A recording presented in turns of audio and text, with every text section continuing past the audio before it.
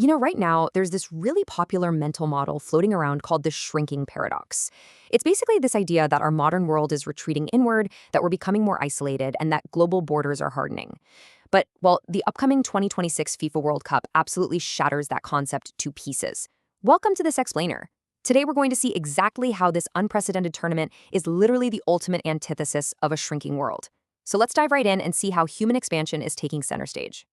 To really wrap your head around the sheer magnitude of what's coming, you just need to look at this one number, 48. For the first time in the history of the sport, 48 national teams are going to compete on the global stage. Think of this not just as, a simple rule change, but as this rising tide of relentless expansion. The tournament is throwing its doors wide open, inviting more nations, more playing styles, and more cultures than we've ever seen before. And hey, with more teams comes a genuinely breathtaking escalation in scale. We are looking at a grand total of 104 matches. 104! This isn't just a sporting event anymore. It's a sprawling, unfolding marathon that's going to completely captivate the globe for 39 straight days. It is a true logistical leviathan. Part 1. A century of constant growth.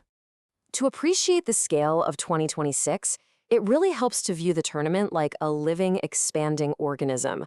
Think back to 1930. The very first tournament down in Uruguay had just 13 teams, playing 17 matches, all confined to a single host city. Fast forward to 2026, and we've got 48 teams and 104 matches spread out across 16 major North American cities.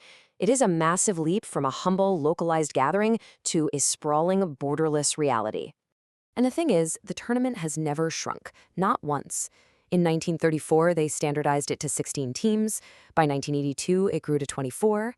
Come 1998, it hit 32. And now, 48. For nearly 100 years, this event has continually expanded its footprint, proving time and time again that international football is the absolute antithesis of the shrinking paradox. Even FIFA themselves fully acknowledge this monumental shift. This isn't just about cramming a few extra games onto the calendar, right? It signifies a fundamental structural shift in global sports. It's a loud, clear acknowledgement that the human appetite for global connection is larger than ever. Part 2. Decoding the 2026 format. So you might be wondering, how on earth do we filter 48 teams down to a single champion? Well, first, the teams are carved up into 12 groups of 4.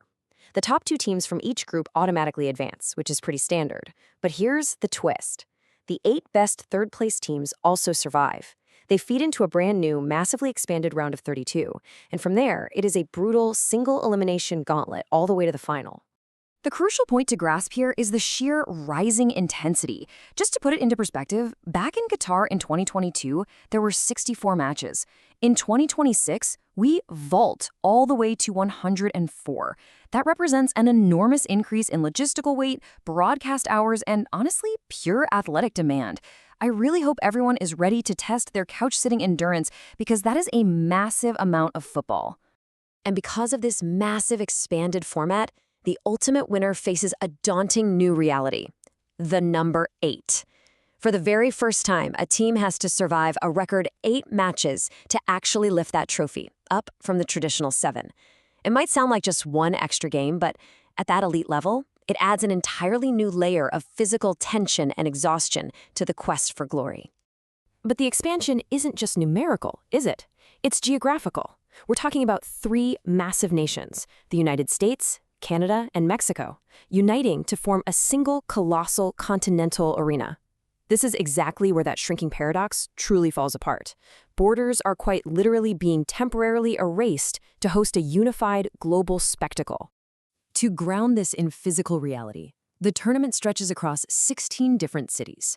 The whole shebang kicks off with historic echoes at the Estadio Azteca in Mexico City, winds its way through massive hubs like Atlanta, Toronto, and Los Angeles, and then finally culminates in the modern spectacle of the final in New York and New Jersey.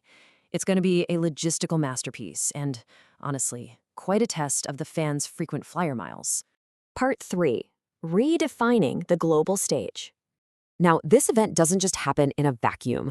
What we are witnessing is the creation of a truly borderless global experience, an event transcending boundaries to create shared commercial, cultural, and emotional engagement across continents. This incredible scale allows the tournament to become a massive interconnected ecosystem where brands, national associations, and millions of fans physically and digitally collide. And beyond the pitch itself, this unprecedented scale unlocks premium platforms for storytelling, hospitality, and global audience engagement. From elite corporate hospitality to brands activating across 3 major North American markets simultaneously, the expanded multi-country format transforms live football into a uniquely powerful, highly lucrative business environment. Part 4. The big takeaways. We've navigated a veritable forest of facts today, but here's what you should truly take away from all this. There is absolutely no shrinking happening here. The shrinking paradox is officially shattered.